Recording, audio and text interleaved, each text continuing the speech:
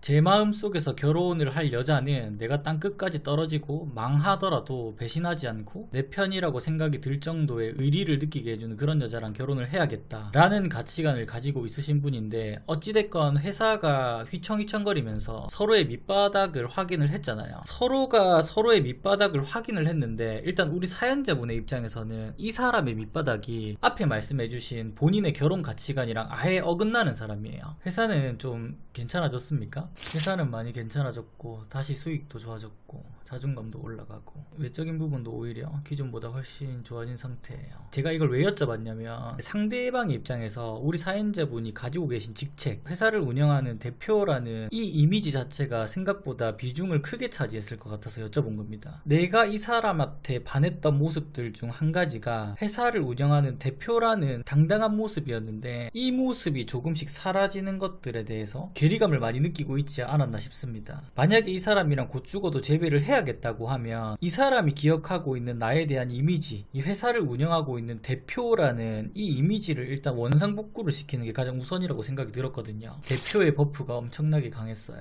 그거에 대한 비중이 확실하게 컸습니다. 그 여자는 제 외모와 능력적인 멋있는 모습에 어필된 게 맞아요. 다 그렇지 않겠습니까? 남녀를 떠나서 여러 부분들이 다른 사람보다 월등히 뛰어난 사람은 상대적으로 매력적일 수밖에 없습니다. 이런 것들을 따진 그 사람이 나쁘다고 이야기하고 싶진 않습니다. 근데 사람의 인생에는 항상 굴곡이 존재합니다. 내가 한없이 잘 될 것 같다가도 뭐 하나 잘못되면 고꾸라지는 게 사람의 인생이거든요. 우리 사연자분의 입장에서 이게 불안할 겁니다. 어찌됐건 지금 나는 이 사람과 관계가 틀어졌을 때보다 많은 것들이 회복이 됐고 원상복구가 되었고 이 사람과 다시 만날 의사가 있지만, 혹시나 이 사람과 다시 만나더라도 또 사람 인생 어떻게 될지 모르고 또 회사 꼬꾸라질 수 있는데, 또다시 그런 상황이 왔을 때 이 사람은 나를 또 버리고 떠나가지 않을까라는 이 불안감을 없앨 수 없을 것 같습니다. 이 불안감을 가진 채로 이 사람과 재회를 한다고 하면 연애는 어찌저찌 끌고 갈 수 있을 것 같다고 해도 결혼은 절대 못한다고 봅니다. 우리 사연자분의 입장에서는 어떻게 보면 지금 이 상황은 굉장히 뜨거운 불에 데인 것과 같습니다. 내가 이 불에 한번 데여봤기 때문에, 이 불이 뜨겁다는 걸 알기 때문에 무턱대고 다시 이 불에 손을 댈 수 없는 입장이라는 거죠. 사라지지 않을 것 같아요. 그냥 이제 이 여자를 만나면 내가 매력 없는 모습을 보여주면 안 된다에 대한 강박이 생겼어요. 이별 후의 장점은 일을 더 열심히 해서 무너지면 안 된다는 마인드가 커졌고 자기관리를 엄청나게 하게 됐거든요. 지금 쭉 써주신 사연만 보면 상대방에 대한 좋은 얘기가 하나도 없거든요. 근데 이렇게 좋은 점이 하나도 없는 사람과 재회를 하려고 하는 이유가 분명히 있을 겁니다. 아무리 이 사람이 개차반이라도 내가 이 사람과 재회를 하고 싶은 어떠한 무언가가 있기 때문에 자꾸 이 사람을 못 놓는 거거든. 제가 궁금한 건 이거예요. 첫 번째는 너무 사랑했던 추억이 생각나서였고, 두 번째는 약간 나 스스로가 변했다는 복수 심리도 있는 것 같습니다. 세 번째는 유치하지만 얼굴이 진짜 너무 이쁩니다. 그리고 단순 얼굴이 아니라 머리부터 발끝까지 외적으로 완벽한 여자였어요. 제 경험상 말씀을 드리면 헤어진 연인 간에 있어서 복수라는 건 이 사람이 내 삶에서 철저하게 배제되어야만 해요. 이 사람이 내 삶에서 남아있는 상태에서는 절대 복수라는 게 성립되지 않아요. 내가 복수를 한답시고 이 사람을 의식하면서 무언가를 하게 되면 결국 상대방이 느끼는 나라는 사람은 얘는 아직까지 나를 의식하고 이렇게까지 하고 있구나, 딱 이렇게 생각을 하더라고요. 네가 나를 놓친 걸 후회하게 만들어주겠다라는 의도와는 정반대로 생각해요. 어찌됐건 상대방은 지금 다른 사람 만나가지고 우리 사연자분이랑 만났을 때처럼 마냥 행복한 하루하루를 보내고 있을 거 아닙니까? 이 사람의 삶에서 나라는 사람은 존재하지 않습니다. 그렇기 때문에 이 사람은 나에 대해서 전혀 신경을 쓰지 않는 거고요. 근데 이후에 어찌됐건 복수가 됐건 뭐가 됐건 우리 사연자분은 아직까지 이 사람을 의식하고 있기 때문에, 아쉬운 사람은 나기 때문에 복수라는 걸 생각하게 된다는 거죠. 네가 나를 놓친 걸 후회하게 만들겠다라는 이 마음을 완벽하게 버릴 수 있어야 됩니다. 이 마음을 확실하게 버리지 못하면 내가 아직까지 너에 대해서 미련이 남아있고 아쉬운 사람이라는 게 상대방한테 보입니다. 길든 짧든 두 사람은 서로를 거쳐왔던 사람이고 연인관계였던 사람이기 때문에 서로를 누구보다 잘 알 수밖에 없어요. 그래서 상대방이 하는 행동들이 어떤 의도를 가지고 있는지가 웬만하면 다 보인다는 거죠. 만약에 그 사람이 후회하는 시기를 대략적으로 예상을 해보자면 지금 만나고 있는 사람과 헤어져야 됩니다. 그 전까지는 아마 우리 사연자분과의 관계에 대해서 고민하지 않을 겁니다. 근데 그 남자친구랑 헤어졌는지 사이가 안 좋은지 알 수 있는 방법이 없으니까요. 지금부터라도 마인드를 바꾸셔야 됩니다. 어찌됐건 우리 사연자분은 많은 노력들을 통해서 여러 가지를 바꾸셨기 때문에 앞으로도 이런 것들을 유지하기 위해서 또는 더 괜찮아지기 위해서 노력을 하실 거잖아요. 이 노력의 우선순위가 이 사람과의 재회가 되면 안 됩니다. 최악의 상황을 한번 가정을 해보자고요. 우리 사연자분은 언젠가 이 사람이 돌아올 것이라고 생각을 하고 이 사람이 기억하고 있는 내 마지막 모습보다 많은 것들을 바꾸기 위해서 끝없이 노력을 했어. 근데 지금 만나고 있는 이 사람과 결혼한다는 소식이 들렸어. 그러면 우리 사연자분 그때 어떨 것 같습니까? 세상이 내려앉습니다. 내가 앞으로 삶을 살아갈 이유 자체가 사라져버려요. 그렇기 때문에 가장 중요한 건 지금부터라도 재회보다는 다른 것들을 조금 더 우선순위에 두시고 살아가시는 게 자연스럽게 재회 가능성과 연계될 확률이 굉장히 높습니다. 정확하네요. 여자를 많이 만나봤는데 전 여친 이야기 좀 그만하라고.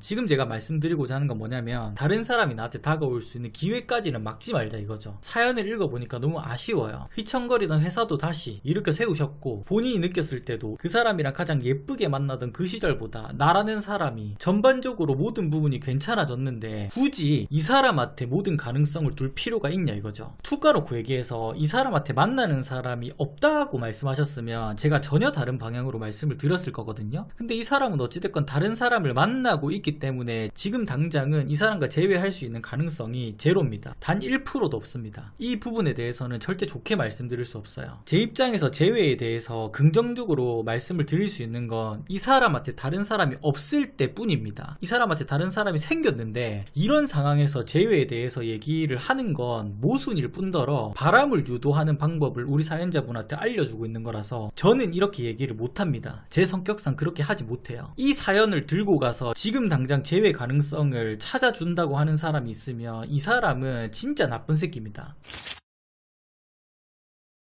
제가 진짜 저 자신을 객관적으로 판단할 줄 아는데 정말 다시 만나면 다시 좋아하게 만들 자신 있어요. 괜찮은 분인 거 알겠고 그리고 예전보다 더 괜찮아진 것도 알겠는데 이건 나를 한 번도 겪어본 적이 없는 사람한테만 해당되는 얘기입니다. 지금 우리 사연자분이 말씀하시는 저는 인기 많은 사람이에요 는 더 이상 상대방한테 먹히지 않습니다. 어찌됐건 서로가 서로를 한번 겪어봤고 그리고 밑바닥까지 봤던 사람들이기 때문에 그리고 이 밑바닥이 각자의 입장에서 최악이었기 때문에 나를 겪어봤던 사람한테는 지금 말씀하시는 부분은 해당되지 않습니다. 게임이 언제 가장 재밌냐면 이 게임의 마지막을 보기 전까지는 재밌거든? 근데 내가 이 게임의 모든 걸 다 보고 클리어를 하잖아. 그러면 그 다음부터는 이 게임이 그렇게 재밌지 않아요. 왜냐면 어찌됐건 나는 이 게임을 해봤고 마지막 엔딩까지 봐버렸기 때문에 이 게임의 엔딩을 모르기 전만큼의 재미를 느끼지 못한다는 거죠. 근데 남녀관계도 비슷합니다. 두 분은 어찌됐건 서로를 거쳐왔기 때문에 서로를 모르기 전에 그때만큼의 매력을 느낄 수는 없다는 거예요. 우리 사연자분이 아무리 많은 것들을 바꾸고 스스로의 가치를 높여도 결국 두 사람은 서로를 거쳐왔기 때문에 이 밑바닥이라는 엔딩을 본 적이 있는 사람들이기 때문에 우리 사연자분이 지금 생각하시고 계시는 그런 좋은 쪽으로 결과가 나오기가 힘든 게 사실입니다.